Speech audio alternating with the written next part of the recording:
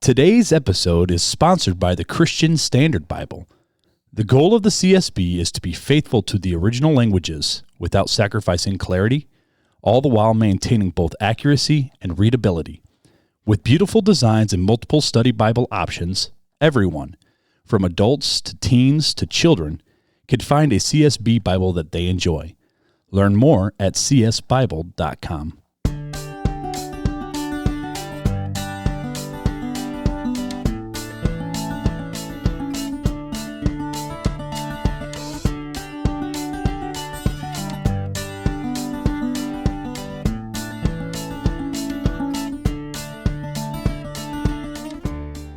Welcome to Real Talk Christian Podcast, where we drink coffee and have real conversations on faith, culture, and society. This is Marc Hyde. And it's Chris Fuller. And on today's episode of Real Talk Christian Podcast, we're talking about our attire, and your boy actually dressed up for this podcast episode, my dude. I wore real clothes today. And I did not. But we're talking about, does God care about what we wear, specifically when we go to church? Fuller, you ready to do it?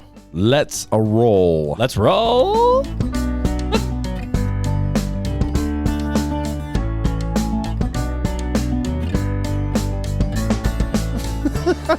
You got yourself. I flubbed. I forgot to mute myself when I giggled. I love it. Oh, dude, but so you're not wearing real clothes today. You're wearing comfy clothes. I'm wearing comfy clothes. You know, it was a long day at work, and then I had to go and Oh, wait, you work today? Oh, yeah. And then you have to turn around and be at work tomorrow by like 5? And then the next day at Sunday at 5, and then Monday at 5. And then I get a day off, and then I work 8 straight midnights, 6 of them being 12-hour days. I'm not looking forward to it. I think there's 2 questions I have. One is, how is your body not falling apart yet? Rodney, this question's for you too, because you do the same thing, Rodney. But how does your body not fall apart? You know, it does. It does. It does. If I sit in the chair for more than 10 minutes, Janine will probably be like, no, it's more like 2.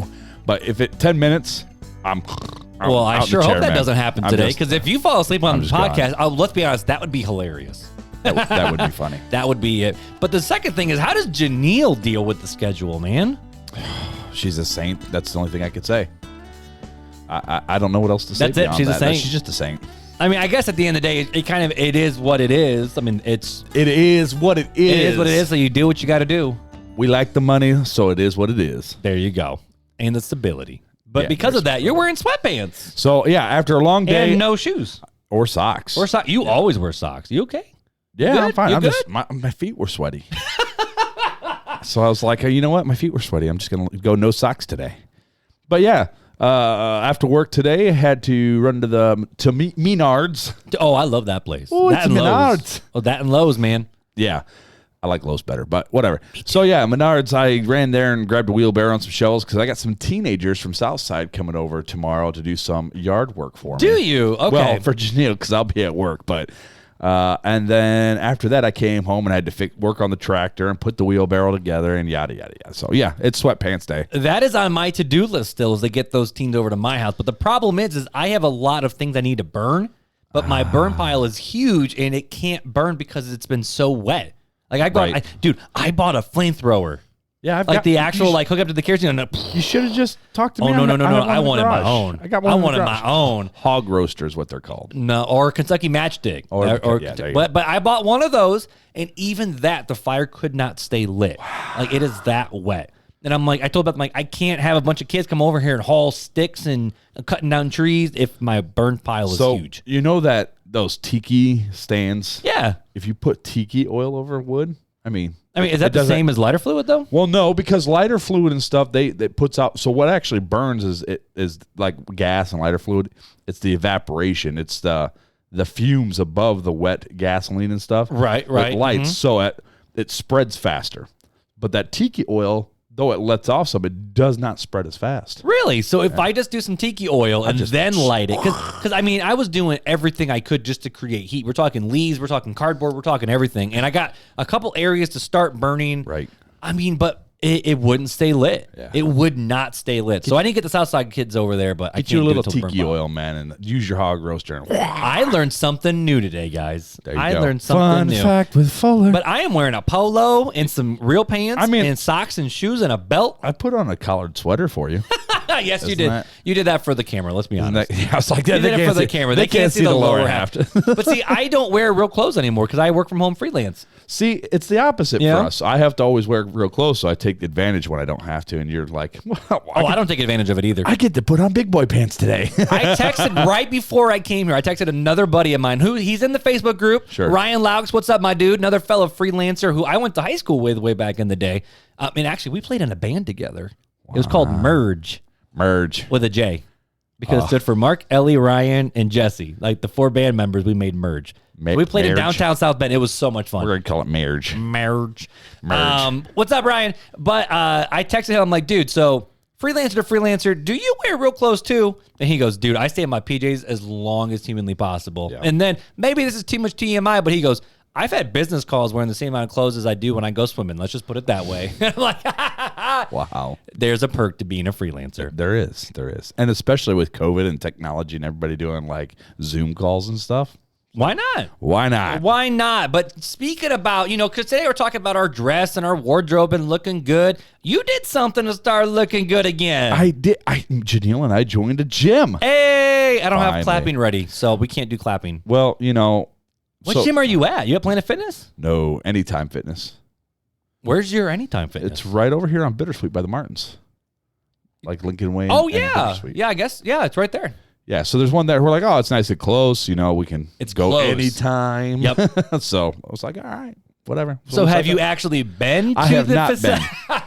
But you got that membership card, though. But you also haven't had time. But we were talking about how crazy this week has been before we hit the record button here. And it has been a week. Like there has been a zero time to go. So I'm hoping next week to be able, even though I've got to work a bunch of 12s, but to be able to try to get there. I feel that because I haven't been able to go in 2 weeks because of our schedules. Yeah. Like even this week, because I'm behind on work. Like I am behind on work right now. And even Beth was like, "Hey, you could use." Nope, you can't use tonight. How about nope, not tomorrow night. But either. Maybe we were actually supposed to meet with Pastor Michael over at New Life. I mean, we met with him last week in the conversation. We were there for hours. He's like, "Dude, you guys want to come back next Wednesday and we can just keep chatting?" Right. And I texted him Monday. And I'm like, "Dude, this is literally the only night where the Hydes are home." Was a Wednesday night, and we had to be home. But then I ended up trying to install a washing machine, and then there was an issue with the power cable, so I had to buy a new power cable. Now I have to re-level it, and the leveling feet are so cheap that I busted one of them, the top. So Lowe's, you can buy new ones at Lowe's. The new dishwasher? No, the levelers. Well, I had to actually, I can still do it. I didn't bust the whole thing. I just busted the top with the socket wrench. So because it's being dumb, and then there was issues with this and issues with that, and it's just been a nightmare, bro. It has been a nightmare, but we are here. We take ready to go. We take advantage of every time we can get together. And Sunday we had to cancel on you guys, the whole family, and it was like, look, it's been a week for you guys, and then Janelle got sick, and but thankfully Sunday, like we ended up taking advantage of Sunday afternoon, and I finished the electrical in the entire barn. So that place is rigged up for extension cord power. Finally. He's like, finally. And what Beth really cares about is all my power tool chargers are no longer in her areas. That's nice. They're all over in my corner. That's nice. So, yep, I got electric on the whole barn now. So we are rip-roaring, ready to go. You're powered. Let's do this. Sponsored by Milwaukee. No, DeWalt. I am a DeWalt fan. Wait. Do we need to have this conversation? Because I am a for DeWalt, only DeWalt. Real quick, why do you like DeWalt? Because I got a free drill from Taylor Axelberg, and I'm like, I might as well just double down on all the batteries and the chargers and everything. It's all the same, right? So I got a DeWalt drill, and that's what I have here. But at work, I'm strictly Milwaukee. Which Milwaukee's like top of the line. So where do you buy Milwaukee? Is that Home Depot? You can get it from not Lowe's. No, Lowe's is only DeWalt and Craftsman and like Mitaka. No, your boy here has a contractor that I can buy personal home items. You got damn discounts, don't you? Yeah. You get damn discounts. Yeah. But no, I'm a DeWalt only, man. Like all my crap is DeWalt. Everything. Yeah. I'm slowly wanting to change everything over to Milwaukee. So it's just some good stuff, man. I like Milwaukee. We are dadding. Before we started, we talked about our grass. Now we're talking about power tools in the gym. Next we're going to be talking about grilling. I mean, I got a mean grill now. Tune in next week. I got a 5-burner right now. Actually, no, I got a 4-burner and a searing side. I still have my Weber charcoal grill that I got when Janelle and I got married. Didn't we have a lot of conversations way back in the day in the early times of the podcast? Probably. About how you were like a charcoal only? Yes, Weber? because it tastes so delicious. Although I'm propane because it's fast. Although I do like that feature, but I really want to get a blacktop. Like the blacktop grills. Or what do they call Blackstone grills? Yeah, the hibachi style, like flat griddle. Those been like a lot of. You need to become. I mean, are we considered influencers? Does that mean you can maybe get a free one and advertise it? Sponsored by. No. That would be glorious. That'd be slick. I mean, I would love to have like a green egg, but I ain't got time to do. I ain't got time to smoke stuff, man. I want to get one of those. They got those Pitmaster smokers that are like a pellet. Oh, Axelberg's got one of those. Man, those look so nice. I'm like, Axelberg's got one of them. Well, because I've got a smoker, but it's like it's a charcoal smoker, and it's like I don't know. But we're talking like the dual side with the chips. Where you don't burn it. You legitimately just smoke that mug. Just smoke it. Just smoke that mug. Smoke it good. Anyways, we dadded real hard. We probably should get into let's jump past the party cues. We've talked a lot about. We don't get to do the party cue? We'll do those next time. Okay. We did a lot of get to know us already. That's true. Okay, last question. What's your favorite mower brand? Mower brand? Yep. Man, I was really... This will be the party cue. I was really partial to like Cub Cadets. Oh, those are glorious. But... Man, I got this Dixie chopper, the commercial zero turn. That you do have a slick Dixie chopper, bro. Man, that thing is wonderful. I love it. I love John Deere's. I really do. I've had one since I was a kid. I like John Deere, but once I went zero turn, I can't afford a John Deere zero turn. They're like $12,000. So yeah, we had one of those. I bought this Dixie chopper used. Yep, it's like I think it's a '99 Dixie chopper commercial.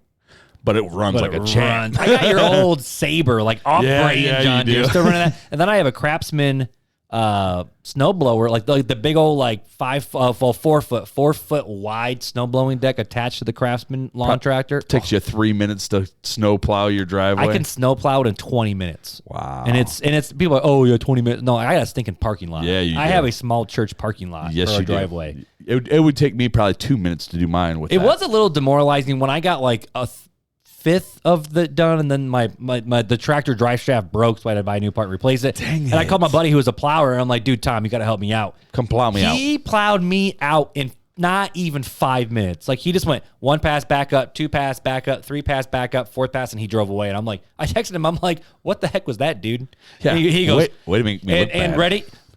That's how real men get it done. I'm like, come on, bro. So next time, just call Taylor Axelberg and tell him to bring the excavator. Bring the excavator and just scoop this thing. Scoop you out. Goodness. Well, dude, so I think that counts as the party cue. But here's the problem with today's episode. We are not drinking coffee today at all. We are not, but your boy over here is drinking some tea. You're drinking some tea? What tea are you drinking? It is a apple cinnamon tea. Ooh. It's decaf. That's why, because I got to go to bed tonight. You know what I got? What you got? I got nothing. I forgot to refill my water before we pressed record. Oh, bro. So I finished. All right, pause. I was drinking strawberry lemonade, like the little like flavor shots, like into the water. Oh, yeah. Meyer brand. No, maybe Beth bought bougie. I don't remember. But the this stuff miso tastes, or whatever it is. Yeah, stuff like that. Right. But this tastes legitimately like strawberry lemonade. You know why she bought it? Does it taste like strawberry lemonade? No, because I was complaining about heart. Like my heart was hurting, my head was hurting, and it's because I drank too much water that went through the Yum Yum machine first. The what? The Yum Yum machine. Coffee maker. Oh, yeah. I drink a lot of water. The flavor adder. But it goes through the Yum Yum machine first. Yeah, I'm very hydrated. I am very hydrated, except my organs are not. But either way. Oh, well. But, dude, we got a review to read because we are on our way to 100 review giveaway, and we are like 94, 95 right now. Data recording 94. I checked at like 4:30. We are so stinking close. We are so close. We are so close. But this review comes from Millie Canilli from March 23rd, 2022. So we're a little behind, but that's okay. Yep. And they say, because Millie Canilli. I always get in trouble. I work in an elementary cafeteria, and there is some time between students that I get to enjoy a podcast. Oh, the podcast.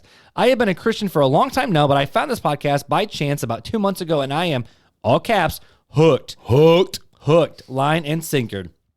I have enjoyed the conversations and differing in some opinions, I really need water. This podcast has really opened my eyes to many things, and I have since become the ladies ministry leader. Oh, Millie Keneally's a she. I can dogmatically say that now. So she is now the ladies ministry leader at her church. And is it a dude that's the ladies? Come on, bro. And let me tell you, this podcast has given me so much confidence. I am boosted with knowledge, and I thank God for leading me to this podcast. Has helped me out so much, and I do enjoy getting to know the speakers. We have another banter fan. Yay! We have another banter fan. Because we do that a lot. But either way, Millie Keneally, send us an email or a DM or carrier pigeon, whatever you got to do to send us your contact info. And Janelle, that was beautiful. And Janelle will get that mini swag bag in the mail. And if you want to get a mini swag bag, you just got to go to Apple Podcasts, leave a review, let us know you left us a review, and we will get that in the mail ASA as Janelle possibly can. We also have the thing that we just started a few podcasts ago of if you are in need of a Bible. Yes, sir. They came in. They came in because you ordered a butt ton of them. They came in. Today's Friday. Yesterday. They came in yesterday. Where are they? I don't see them. They're upstairs still. Oh, okay. I haven't even brought them down yet. They're not even. I haven't even opened the box yet. But you bought a bunch of Bibles. I did. So I know we've had one person reach out to us saying that they were in need of a Bible, and we will be sending that out now that they are in, along with the other swag bags that we're behind on. We were just waiting for those to come in so we could send everything out at once because, it's easier that way. It's just easier that way. If you need a Bible, we do have CSB Bibles, so let us know. Reach out to us, give us your information, and we'll send you one.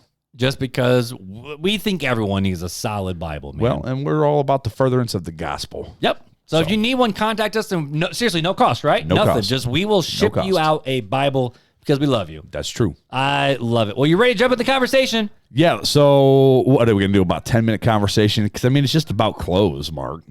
And apparently we don't care about them because you didn't even wear good clothes today. Pants. Oh, good. No, I think this could end up being a longer conversation because the more I thought about this conversation, the more I'm like, oh, well, what about this?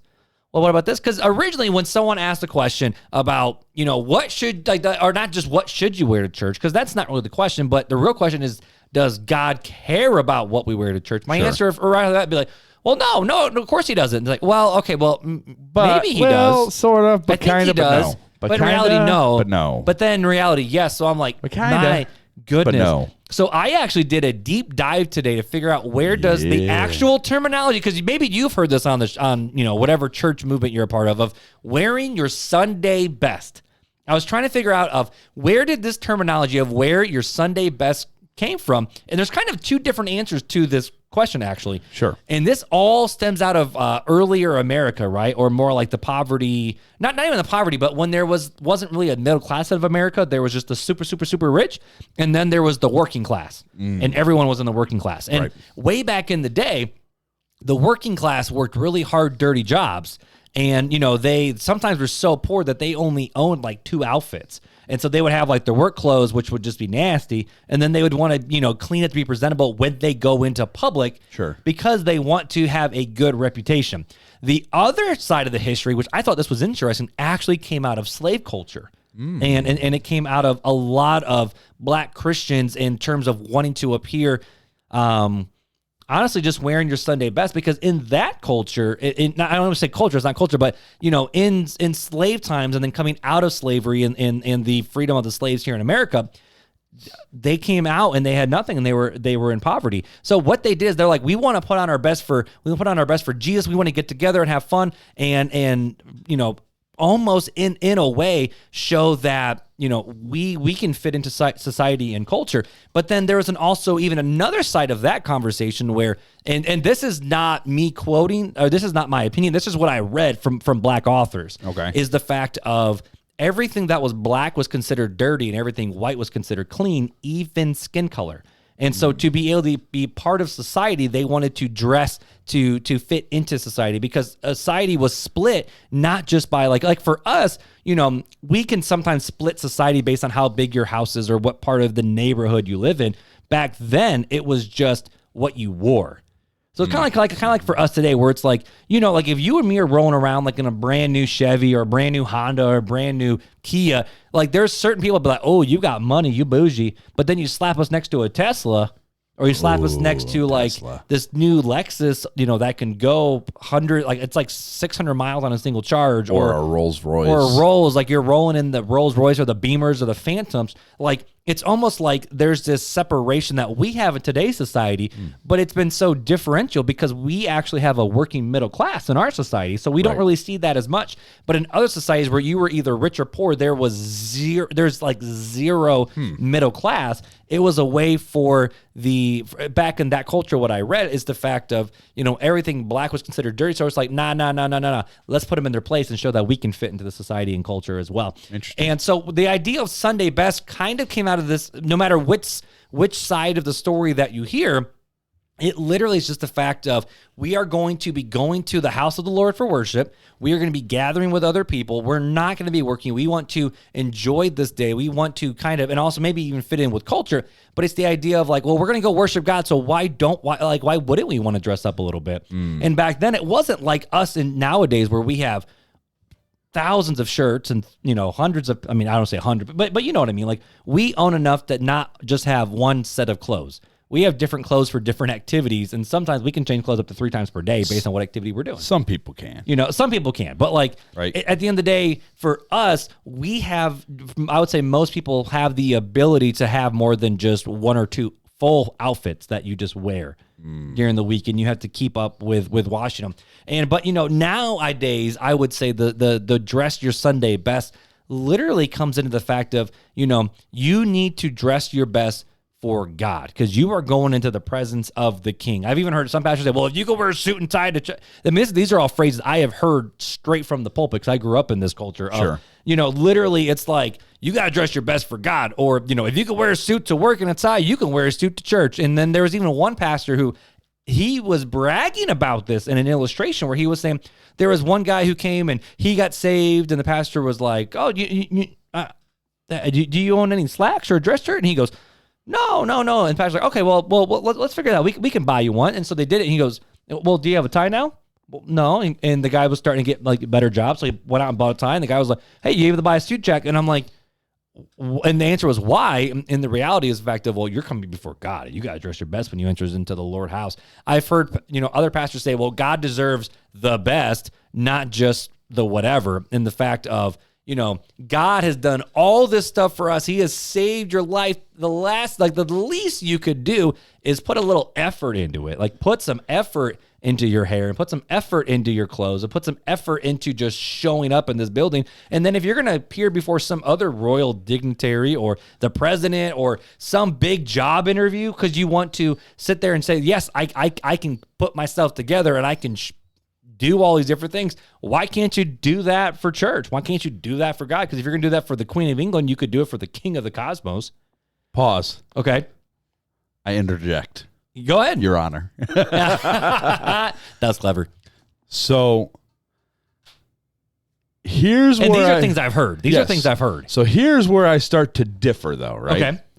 So, oh man, you can afford to spend a little extra time getting nice and pretty for God, right? But what's more important, that or maybe spending some time on your knees in prayer, using that extra time for that rather than being all Gucci'd up? Mm-hmm. What about spending time rather than buying nice clothes, taking that money and going and feeding the poor, and the widow, and the lost? What about, because I think of Jesus, right? Okay. Jesus did not.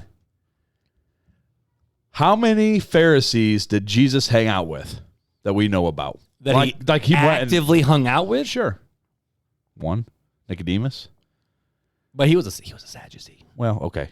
But Nicodemus, but Nicodemus came to him, right? And he had that honest and open conversation with him. But who were the other people that he was with? This was sinners and tax collectors and everyday common folk. Everyday common folk. The people and some people that the Pharisees removed from the temple. Right.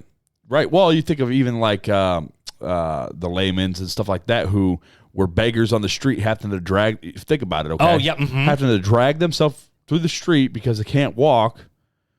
How well do you think they smelled? Awful. They were unclean. Like they were considered unclean. Or the people that were blind. Right. Or that had leprosy. Right. And who did Jesus go to?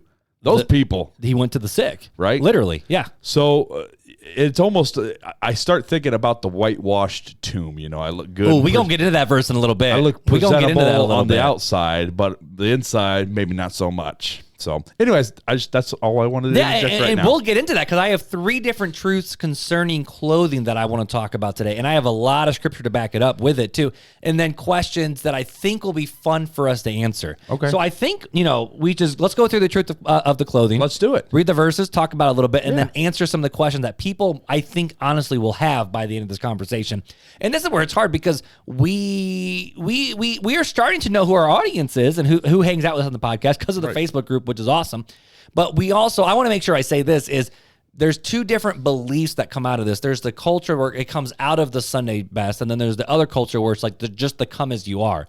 And we're going to try to converge in the middle and have this conversation. So there might be someone listening to this where they're like, well, of course God doesn't care about clothing, so I don't need to listen to this podcast episode, or vice versa. Right. And I want to make sure that we're going to be as fair as we can to have this conversation and then go, okay, so what does this mean as we move forward? Sure. And does it really matter? I think there's another question that we could ask. But so I have 3 truths concerning clothing when it comes to, I don't want to just say clothing in general, but specifically about this topic of what we should wear to church when we go into the Lord's house to worship the Lord with other Christians, right? I say that with a little sarcasm because you and I are both on the same page with that. Sure, I don't know about the whole into the Lord's house because... Oh, I'm saying that's what people say. Yeah, I know. That's what people say. It throws me off when you say it, though. Well, that's why I said it with the Lord. Sure. Like, I'm like... Yeah, into the Lord's house. I mean... All right, go ahead.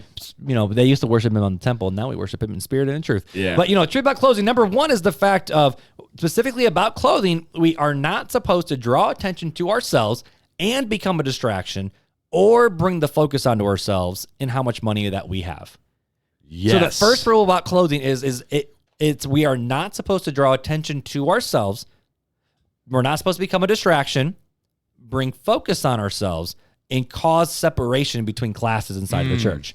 All right, podcast over. Have a good night, everybody. So here's where I get those verses from, right? I have 2 specific verses in mind. The first one is from 1 Timothy 2, 8 through 10, and it says, and therefore, so, I mean, it's talking about what it talked about before. But therefore, I want the men in every place to pray, lifting up holy hands without anger or argument, which talks about the heart. That's talking about, men worship with a pure heart.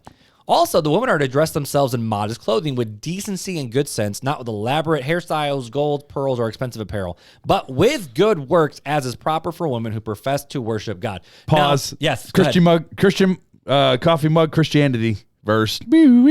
Alert. Because people go, well, see, that shows you right there that you should really dress modestly. But if you read the context of what you just said, it's not talking about modesty. It has nothing to do with what you have on, but creating the separation. The heart behind it, right? Yes. And that's why people are like, oh, why is the Bible always talking about what women need to dress and whatnot? And a lot of it has to do with the culture of the time. Yes. Where literally it would be like for us, like we wear, it's like Steve Jobs. He wore the same shirt and same pants. Sure. That's what it was like in that culture. But women, the more elaborate their hairstyles, the more adornments that they wore, it was a status. Social symbol and status of how rich or how poor they really were. It separated them from everybody else. And we see that when you watch movies from ancient times, whether it's like the Moses one way back in the day or the Chosen or anytime from that cultural period, even like Gladiator and 300, anything from ancient Roman culture, you see the rich, the senators' wives or the rich general wives. Lots of vibrant colors. They dress very different than the beggar on the street. Right. Well, lots of vibrant colors, right? Yeah, because lots of silks. Colors cost money. Lots of silks, the material. Or honestly, just white. Yeah. Just having white clothes. Sure. Was a big deal too, because white is pure and clean. Yep. And so this isn't talking about the fact of women, you need to sit down, shut up, and be modest for once in your life. That's not what it's talking about. Or women, you got to sit there and you have to wear a dress that, all the way down to the floor. And now, granted, there is a side of that, right? You don't want to become a distraction the other way where you're coming in with a mini skirt and a tube top, right? Or guys coming in with a Speedo. Like, that would be a distraction. Please don't. And I think that's more so what this is the fact of. We're not supposed to distract from the worship service or draw attention on ourselves, and then also don't do this, which makes me think, a lot of the people that talk about wearing their Sunday best, a lot of times is trying to, it's almost like they're trying to impress somebody. and it's each like, other. and impress each other. Now, again, I come from the independent fundamental Baptist world where everyone just wore a suit and tie, and honestly, it was just the nature of the beast. Sure. And over in like DC, someone did an interview with Mark Dever once, and they were like, "Why do you wear a suit every single Sunday?" He goes, "Dude, my church is on Capitol Hill. This is what these guys live in." And then there's other cultures where it's kind of like, okay, you're in a farming community. Why are you wearing a suit and tie when ain't nobody own one? So I have an example. Okay. That I personally witnessed. Okay. Okay. I want to hear this. Pensacola Christian College. Okay. Suit and tie. PCC. Suit and tie, right? You go to church, any church service, it's suit and tie. Always. So it was a Sunday night service. You had to go, right? As a student, you have to go to Sunday morning, Sunday night, Wednesday night. Anytime the church doors are open, your butt's in the pew. Anyways, Sunday night, I specifically remember this. I was on the Did they make you college students pay tithes and offerings to the church? No. Okay. But it's like something like your tuition was kind of doing that, right? So in the back, near the back, probably, okay. I'm probably like 20. It's a huge, like. It's not a small church. 5,000 people church, right? So and it's beautiful. I'm probably, it is. It's gorgeous. The music's great. I mean, when they sing hymns in the choirs, and it's amazing, the sounds and the acoustics in there. Yes. So about 20 rows in from the back, right, which is near the back, I saw this family come in, right? And the guy was in a T-shirt and jeans, and his wife was in a T-shirt and jeans. Because you're in Florida. Because you're in Florida. And they walk in to come to church, and the ushers escorted them out. And I was close enough to them. No, they didn't. Yes, because the way they said you have to go change or you have to leave the service. And they escorted them out of the church because they were not in a suit and tie. That is a problem. Like, that's where I was like, all right, I'm done with this. And we'll get into that. Sure. One of these points talks about the fact of creating stumbling blocks to the gospel. Sure. And we'll get into that with the whitewashed tombs. But, I mean, I've heard Craig Rochelle talk about that when he was when he was in like Bible college, he was guest preaching at a church. And there was a woman who came in who, honestly, she just looked like a normal person off the street, but in that culture, the way Craig describes it was like a woman who looked like she was desperate and needed help came to the church door, and he was just standing at the front door, interacting with the church members, because again, he was just a guest pastor, and one of the ushers stopped her and he said, "Put on something a little nicer, then you can come back and try again." Yeah. And that's when Craig Rochelle said, "I will never be a part of a church that does this." So he still preached because he fulfilled his commitment, right? But that's why Life Church does what they do intentionally. But that's the separation we're talking about, right? Now you've created separation because you are not dressed well enough, so you are not allowed in the service. And so let's lean into that. Let's lean into the sin of partiality, which I know we've mentioned here or there in the podcast. But in James 2:2-7, it says, and these are all from the CSB because that's what your boy uses. "My brothers and sisters, do not show favoritism as you hold on to the faith in our glorious Lord Jesus Christ. For if someone comes in your meeting wearing gold rings, dressed in fine clothes, and then a poor person dressed in filthy clothes also comes in, if you look with favor at the one wearing the fine clothes and say, 'Sit here in the good place,' and you say a poor person, just stand over there, just sit by the floor, by the footstool," which basically means just like, can you sit in the very back corner where nobody can see you? That would be awesome. "Haven't you made distinctions among yourselves and become the judge with evil thoughts? Listen, my dear brothers and sisters, didn't God choose the poor in this world to be rich in faith and heirs of the kingdom that he promised to those who love him? Yet you have dishonored the poor. Don't the rich oppress you and drag you into court? Don't they blaspheme the good name that was invoked over you? Indeed, if you fulfill the royal law prescribed in scriptures, love your neighbor as yourself, you are doing well. If, however, you show favoritism, you commit sin and are convicted by the law as transgressors. And so right there's the fact of when we have a distinction that because of, this has literally nothing to do except what people are wearing. Right. That we have created a distinction where now all of a sudden people are not able to worship Jesus. We have a problem. Yes. And I remember one time at Southside, there was obviously families there that believed in Sunday best dress, but one of the guys I was talking with one day, he mentioned someone that was on stage on the platform. I mean, this lady was newly saved, just got baptized, and she's like, I want to worship Jesus. And so our worship pastor is trying to create like a little choir group, just stay behind, just to add more voices on the stage, because he was like, let's try to figure out a way to get everyone incorporated in this worship. Yeah, sure. We're not performing, we're worshiping together, so let's do it. So he started making a little choir, right? And so she decided to jump on and do it. And he said, and I heard him say, he said it to me, was like, man, doesn't she have anything nicer to wear than just like a t-shirt and jeans? And I'm like, well, first off, you don't know. They actually live under the poverty scale. Yeah. You're filthy rich. Yeah. Why did you just say that? Yeah. And I don't know if they said anything to it, but this was one of those guys that had like it was not very gracious, was not very kind. And I'm not trying to slander or gossip. That's why I'm not using any names. But it's just the simple fact of when you instantly look at someone in church and go, oh, they don't belong here because this is how we're supposed to look. Right. That's when we have a problem. Yes. That's when we have a problem. All right, so let's go on to number 2 because we're both ready to like go side channels. But this okay. So number 2, truth about clothing. God cares more about how you live than what you wear to church. Amen.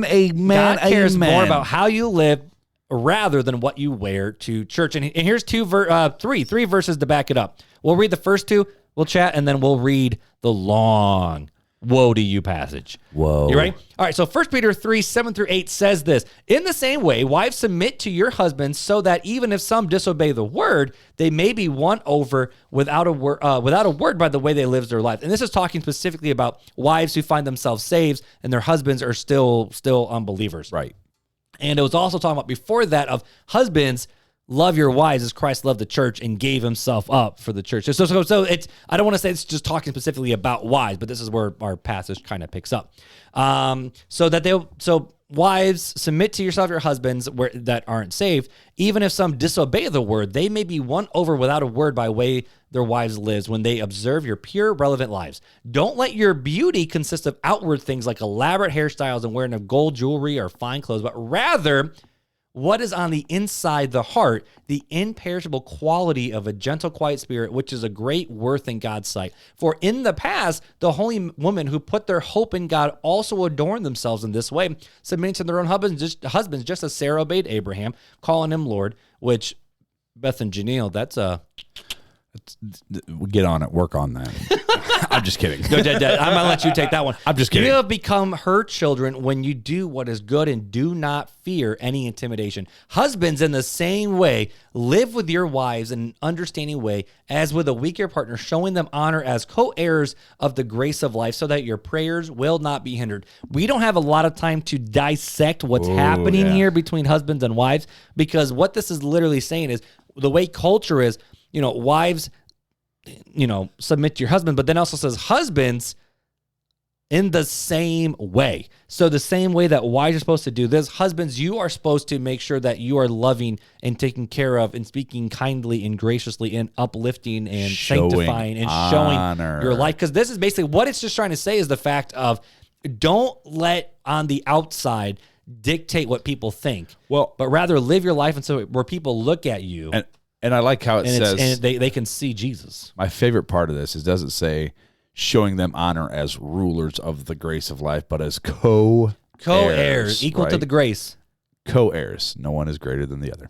And I love it. And so that's what they're saying, the fact of focus more on the heart rather than what you look like for everybody else on the outside. Let's go. And then the classic verse from 1 Samuel 16:5 when the prophet... I'm trying to think... Samuel, when the prophet Samuel was looking for the king that was supposed to be king. This is where it kind of picks up before David. We're talking about Saul. It says, in peace, he replied, I've come to sacrifice to the Lord. Consecrate yourself and come with me to the sacrifice. Then he consecrated Jesse and his sons and invited them to the sacrifice. When they arrived, Samuel saw Eliab and said, this is about Saul. I'm sorry, I lied. This is after Saul had done messed up and he's looking for the next king. He was actually looking for David. What we would know to be David. I'm sorry, I lied. So, but he saw Eliab, which was the oldest, and said, certainly the Lord's anointing one is before him. But the Lord said to Samuel, don't look at his appearance or his stature, because I have rejected him. Humans don't see what the Lord sees. For the human sees what is visible, but the Lord sees the heart. And then you continue on with Samuel seeing son after son after son saying, oh, he must be God's anointed. Nope. And the idea was the fact of, oh, he's tall, he looked good, he got damn muscles. He's strong. Obviously, he's going, because back then a king was a warrior. They weren't a politician. Right. They were a warrior. Obviously, Eliab, man, bro, look like Hercules. Like, let's get him in the king. And then all of us, hey, yo, what's up? Hey, yo, Adrian. Like, hey, yo, Adrian. I mean, but the dude probably looked like a good-looking boss. And then, but the Lord was like, nope, his heart is not okay. Keep moving. But then every time he saw another son, Samuel was like, oh, he must be it because he might not be as big as the first one, but he could still slay some Philistines. And then he goes to, and they're like, do you have another son or something? And they called David, who was the shepherd, because he was the baby and the runt of the litter, and he had to take care of the job because the real man had to go do man work. And he just took care of the shepherds, which we know about David. Homeboy was killing lions and bears and giants. And I mean, he was legit slaying. But when he was looking for the king, Samuel was like, obviously this dude looks the part, so he must love God, and God loves him. And God was like, I care more about the heart than what I do about how they look on the outside. And you know, when you put these two verses together, basically what you see is God actually does care about how we live.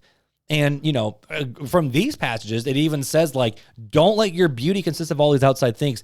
Don't let, just because you see someone on the outside looking really good, oh, they must love Jesus because he's wearing a suit and tie. His family looks nice and clean. They drive a nice car. They got a nice house. They must love Jesus. That's called prosperity gospel, which is false. It's true. 100% true. I agree with you. And then, so. All right, let's go into woes. So, in this passage with Matthew 23, it's a long, like 33, like we about to read 33 verses, and this is one of my favorite passages in the Bible. I almost had a woe to you series because it was living on a prayer. You know. So you're saying at verse 15 that you go, whoa, we're halfway there. Basically. All right, so I'm trying to think if we should even set this up, but I think we just need to read it. Just read it, bro. Let Jesus speak for himself. So this is all coming out of Matthew 23. I'm just going to slide my mic out of the way here and let you go. You can't fall asleep. You can't fall asleep, though. Go ahead. You awake? I'm awake. All right, here we go. So Matthew 23, 1 through 33 says this.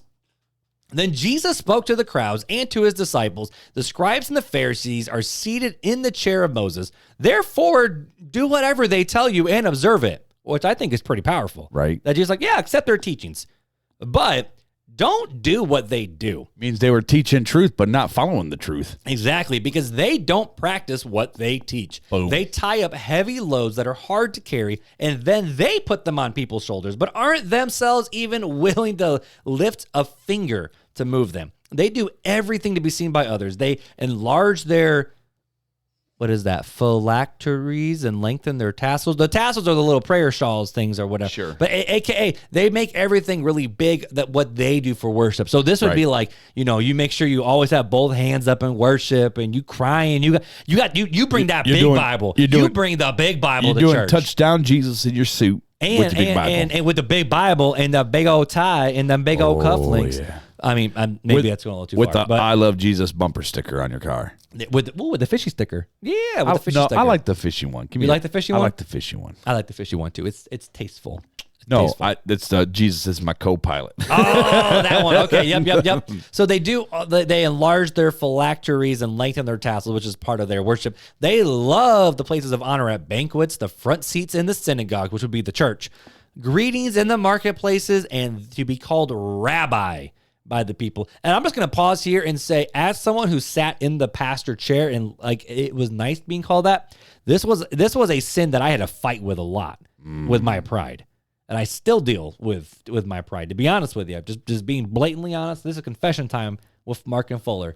This is a sin that I struggle with because I like the praise and notoriety. I like that pat on the back. Like, hey, attaboy. Like, I live for that. Right. Well, attaboy. I might need to go confess some sins after this. But Jesus continues and he says, don't worry, my little booth is open to you, my son. Yes. All right, sorry. No, anyways. You're good. But this is Jesus talking to his disciples, but you are not to be called rabbi because you have one teacher and you are all brothers and sisters. Do not call anyone on earth your father because you have one Father who is in heaven. You are not to be called instructors either because you have one instructor, the Messiah. The greatest among you will be your servant. Whoever exalts himself will be humbled, and whoever humbles himself will be exalted. Here we go. Ready? Whoa. Bro, try again. Whoa. To you, scribes and Pharisees, hypocrites, you shut the door of the kingdom of heaven in people's faces, for you don't go in, and you don't allow those entering to go in either. Whoa. To you, scribes and Pharisees, hypocrites, you travel over land and sea to make one convert, and when he becomes one, you make it twice as much a child of hell as you are. Whoa.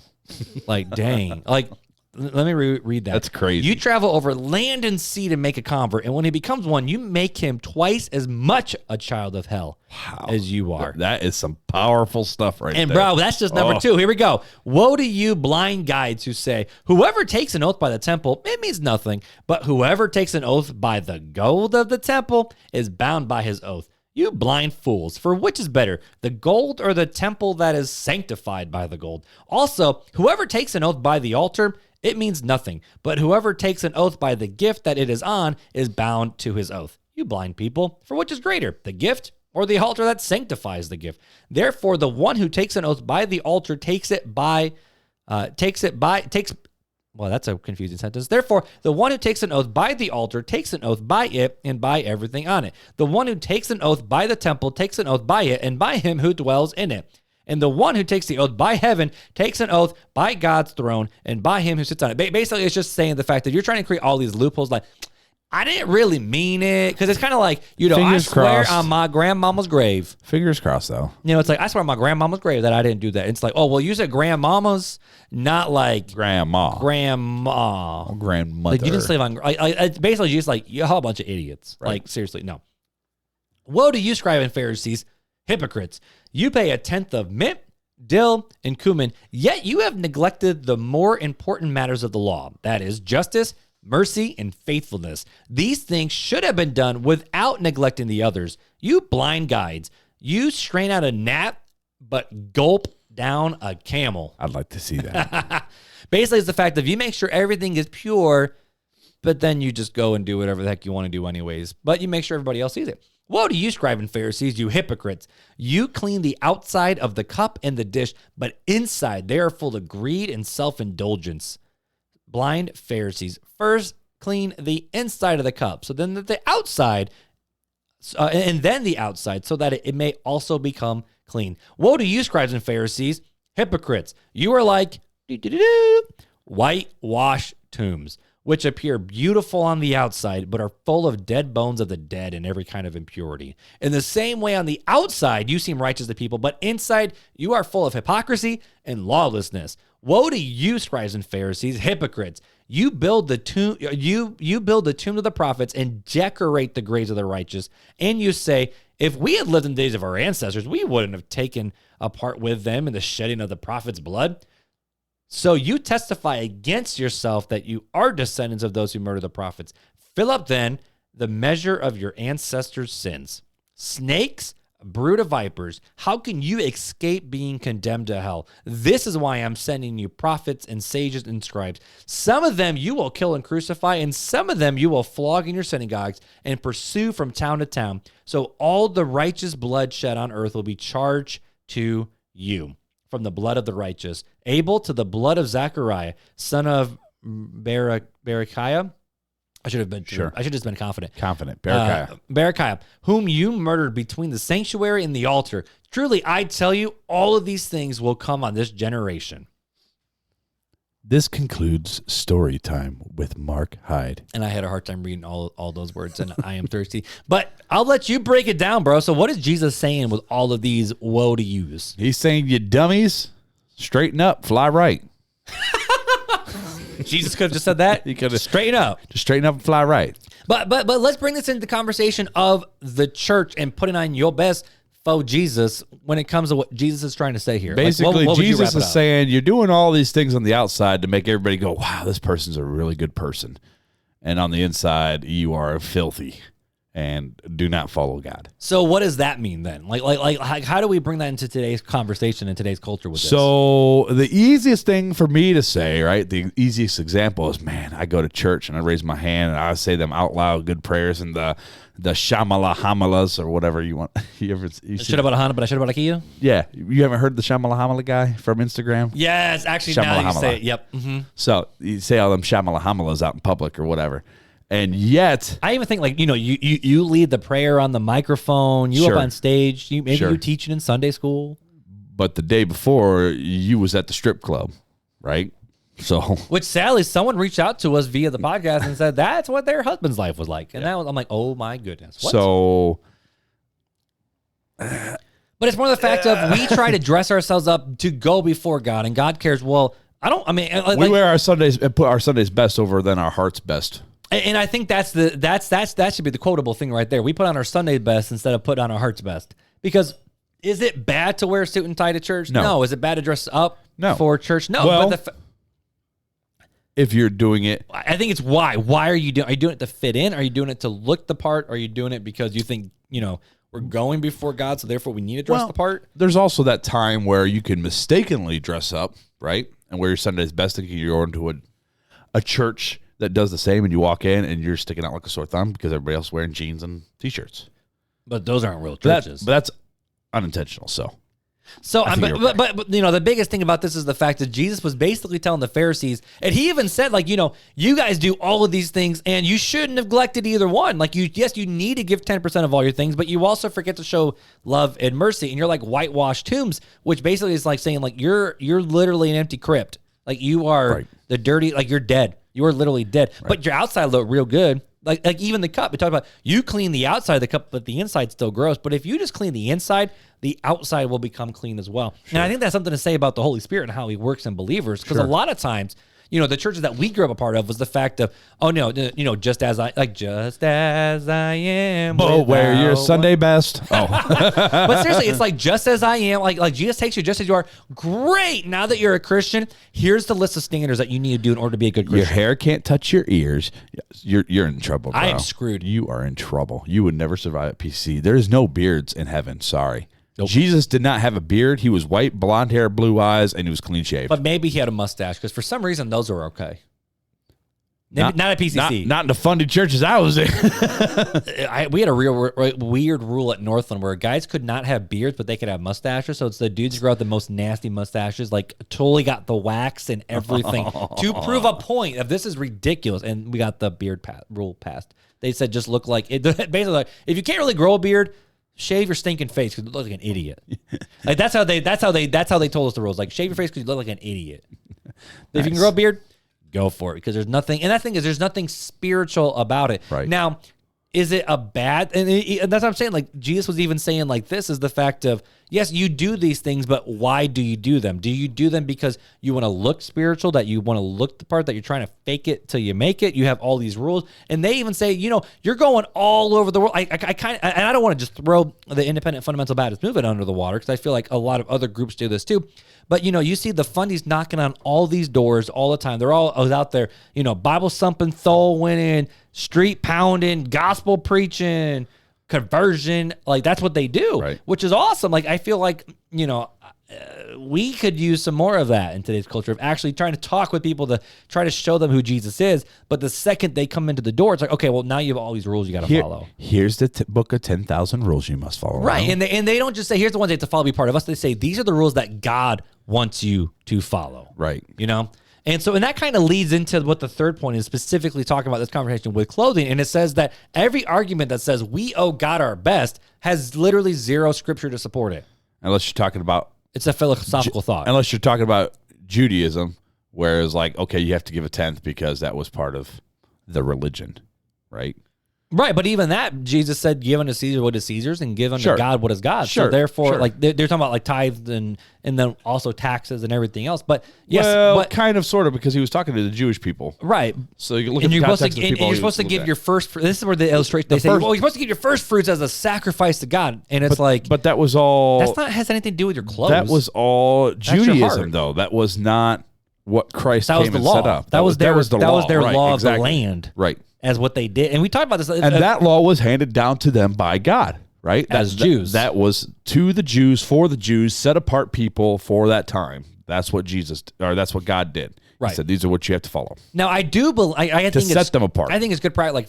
For me, I just the giving that I give to the giving places that I do, I don't just wait and look at my budget account and okay, I can give you guys this much now. I just set aside and it goes. But, I'm thinking more so with this regards of we owe God our first fruits, our best. God doesn't deserve the second best. He doesn't deserve the second hand stuff. He deserves our everything, and you need to look the part to do it. And I'm like, well, doesn't the fact of we owe we owe God our best in terms of what it means to praise and honor and love Him with our lives? Maybe is that what it should be, not just the clothes? Here's the thing: even in a tithing situation, right? We talked about this in our episode of tithing. Yeah, a while back. Yeah, if you're giving from a heart that doesn't want to give, you're not doing it for the right reason, and God doesn't want that anyways. Nope. If you're dressing the part because, oh, well, God wants this, but you're not doing it for the right reasons via your heart, you're not impressing God at all. You're just a whitewashed tomb. Yeah. Same thing over and over again. And so I want to read 2 quotes, and then we have some follow-up questions that we got to talk about. Let's go. Yeah, so we got to hurry up. One quote was from Thomas Fuller, who was a 17th century theologian. You ready for this? He said, it's 17th century, so the 1800s, right? No, 1600s. This was the 1600s. Like, we talking... Wait, what was it? I'm evil. You suck. 16th. 1600. Wow, I can't say it anymore. 1600s. The years that came after the 1500s and the ones before the 1700s. Like, we're talking. I still like the review. Homeboy was around like right after the Protestant Reformation went down. Right. And he says many come to bring their clothes to church rather than themselves. Oh, mic drop. And there wasn't even any mics. That was a mic drop. But again, this was literally said over 400 years ago. He said many come to bring their clothes to church. In other words, look at me. Don't I look good? Don't I look great? Rather than themselves. And I thought that was just an intense quote from way back in the day. And then here's a food for thought that I kind of had, right? And so we live for God every single day. And a lot of times people talk about, like, when you go before God on a Sunday, you better show up ready to go before the King. And I'm like, well, we live before God every single day. Right. We're his sons. We're his daughters. It's kind of like my kids. They don't need to get dressed up to come to my office. Right. They can show. I mean, half the time they showing up in undies or a diaper or naked because they done peed themselves on accident and they got away from mom or they got away from the bathtub, which is hilarious. Many times here, which is hilarious. But I'm dad. Right. I'm Abba. I'm father to them. Right. In the same way as like we live before God every single day. He's also our dad. So when it comes to, and I put this in quotes because I mean the quote unquote. We both don't like this term. House. The house of the Lord, or we're here in God's house on a Sunday. You better have prepared your heart throughout the entire week, because if you're a terrible Christian, but then walk into church all cleaned up, you're also nothing but a whitewashed tomb. Oh, all right. And that's the end of the podcast. Thanks for joining us. We'll talk to you next time. Nope, we got 5 last conversations. You ready? All right, let's go. Is it bad to want to dress up for church? Yes and no. No and Jeez, yes. Come on. All right, give me your thought. All right. Is it bad to want to dress up for church? It's exactly what we've been talking about. It depends on your motivation, right? What's your motivation? Is it to look nice? Is it to be pleasing to the sight of God? Or is it just to, hey, I don't want to be a distraction. Everybody else dresses up, so I'm going to dress up too. And that's fair. That's okay. I can get behind that one. I mean, but we both dress our kids up real cute and we do their hair, but it's also fun.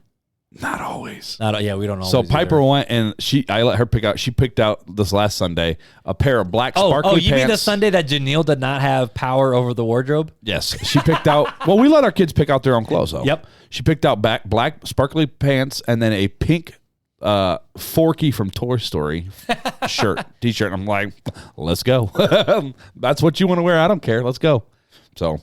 And that thing is like, I mean, I'm looking around like our church right now that I go to at New Life, like, I wear a hoodie, and I'm welcomed and greeted the same way as if I'm wearing a suit and tie like the other guy. Your boy wore a red hoodie at Southside with my hair pulled back when it was long. It scared me to death. I didn't know I didn't know who you were because you looked so different. It was fun. But at the same time, you drew attention to yourself, you sinner. But no, I just wanted to draw attention from you to me. Which was hilarious. And it worked. It worked. But is it bad to want to dress up for church? But I like wearing the dresses and I like wearing a suit and tie and whatnot. I don't think that's bad if you just want to do it. It's more the fact of, are you doing it for people to look at you and be like, oh, she looks fun, or he looks good. But also, as you have to ask yourself, even if that's not your motivation for dressing up nice, you just want to dress up nice to dress up nice, are you being a stumbling block to other people?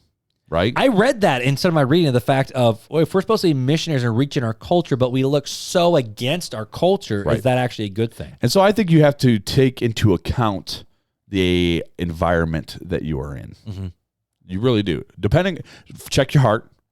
And after you check your heart, check your environment. But even with that, like I think of like Granger Community Church, right? Like, which is like our local mega church. Like they are quintessential mega church with the lights and the sound and the music. They are Hillsong, but a little bit smaller of a scale. In terms of their presentation, yes, 100%. They're the Hillsong of this area. They are unapologetic about a worship experience, not a worship service experience. But if you looked at who their founding pastor passed away, I mean, I loved Marc Beeson, phenomenal man. He wore a suit and tie every single day. Sure. And if you ask him why, he goes, I'm comfortable like this. I like it.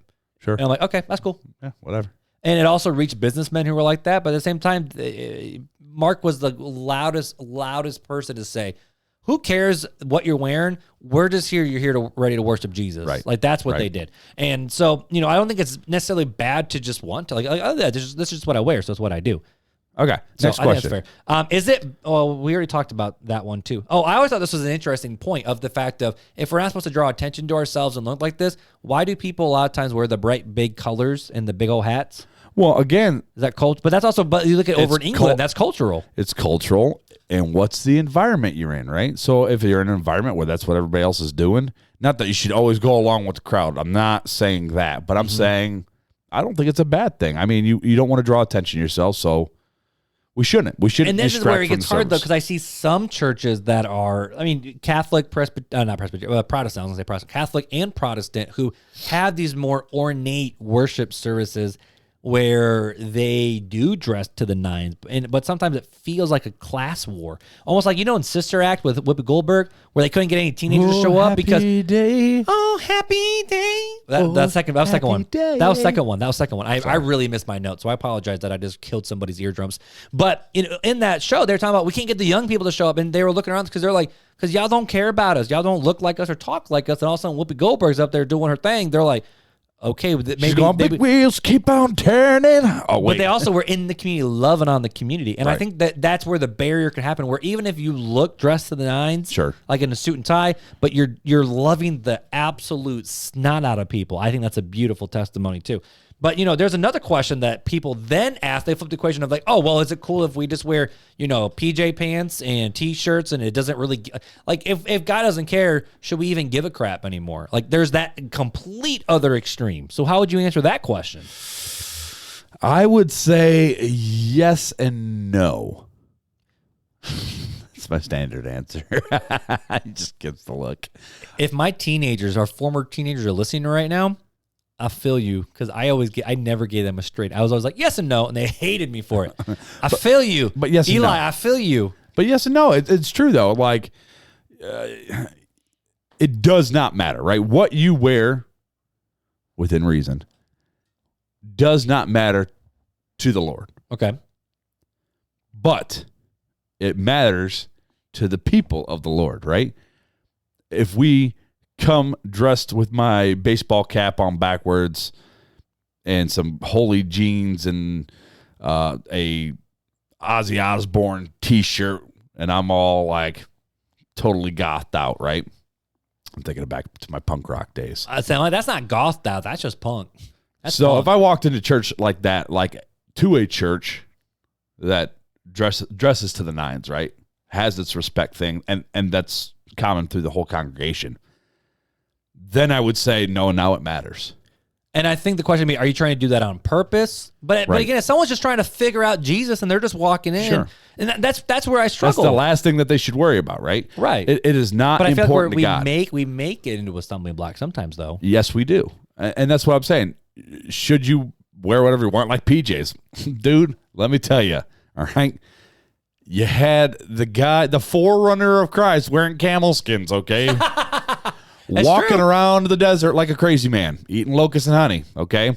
Even to the poor people, he was weird. So, I mean, and God used him tremendously, right? God does not care. We were made naked. We were naked, all right? We were naked. We were naked. We were naked, all right? Clothes only came about because of sin.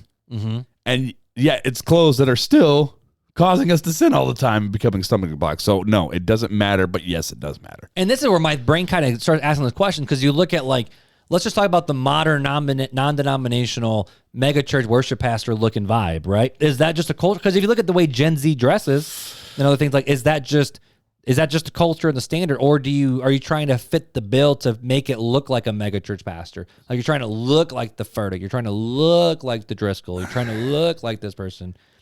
I have a...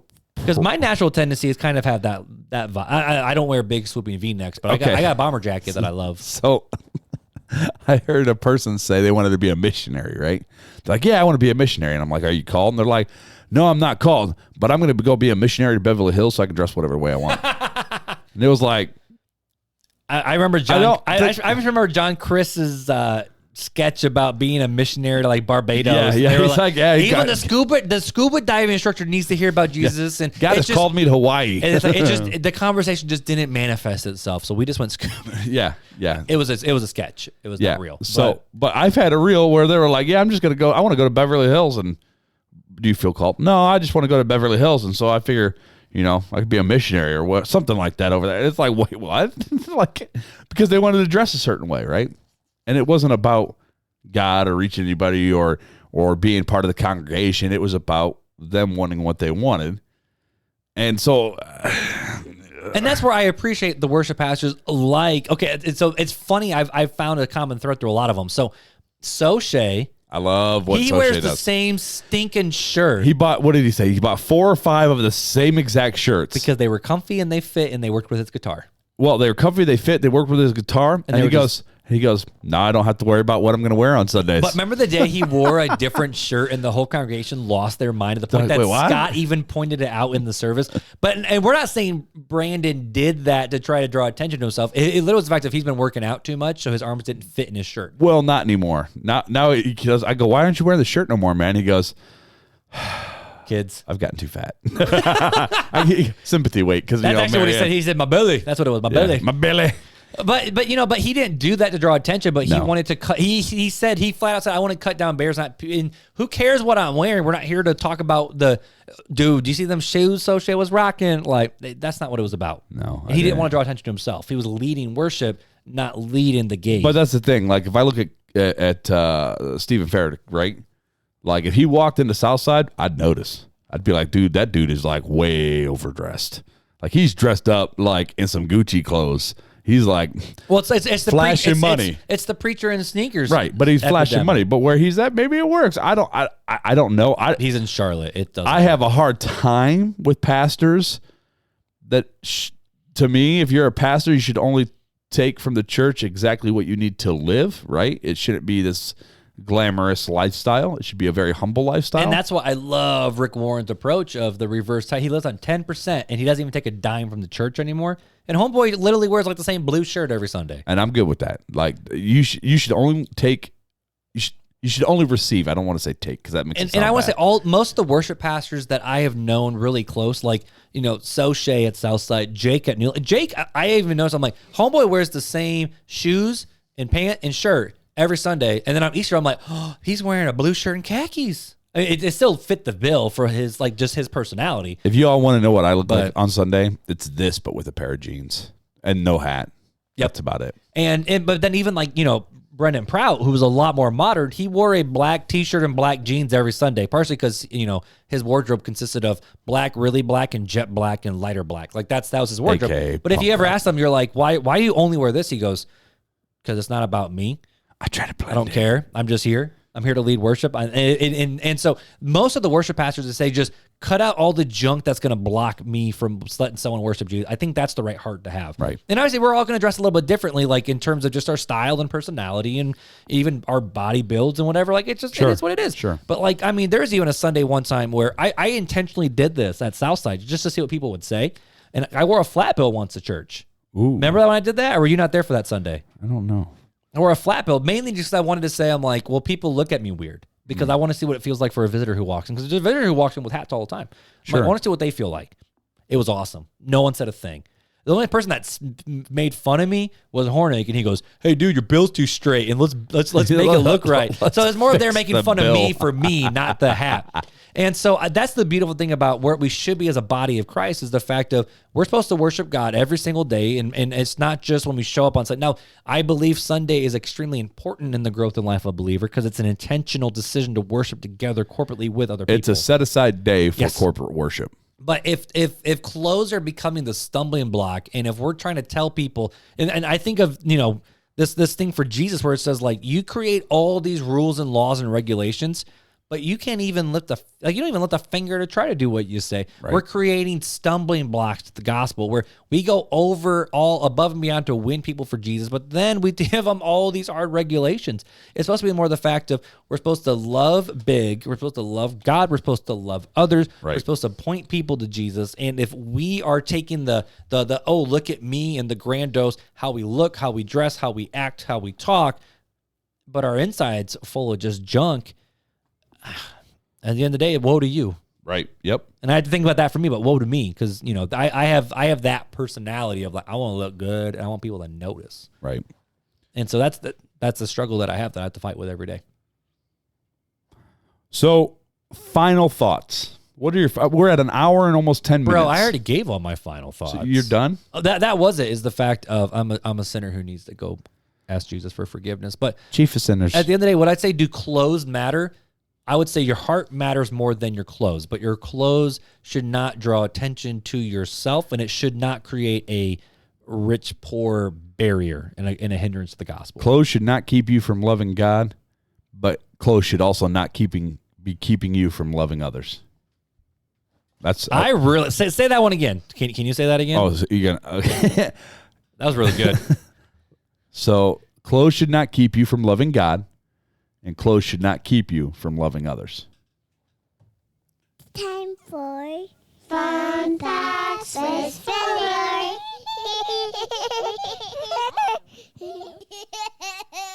That was a good talk, bro. See, you thought this was going to be quick, and I'm like, nah, bro, this ain't going to be a quick one. This could be a big one. It could have been quick. We kept saying the same thing over and over again. I apprecited this conversation, and we should have led with this off, but this was a question that was asked to us by a listener. Yes, actually, this episode in the Facebook group, and the next episode is going to be asked. One was Facebook message. I think one was Instagram message. Yeah, I don't know. I can't keep track. Either way, we are here for that time. The most favorite part of the podcast, Fun Facts with Fuller. So, my dude, I have no idea what your fun fact is because you hid it from me.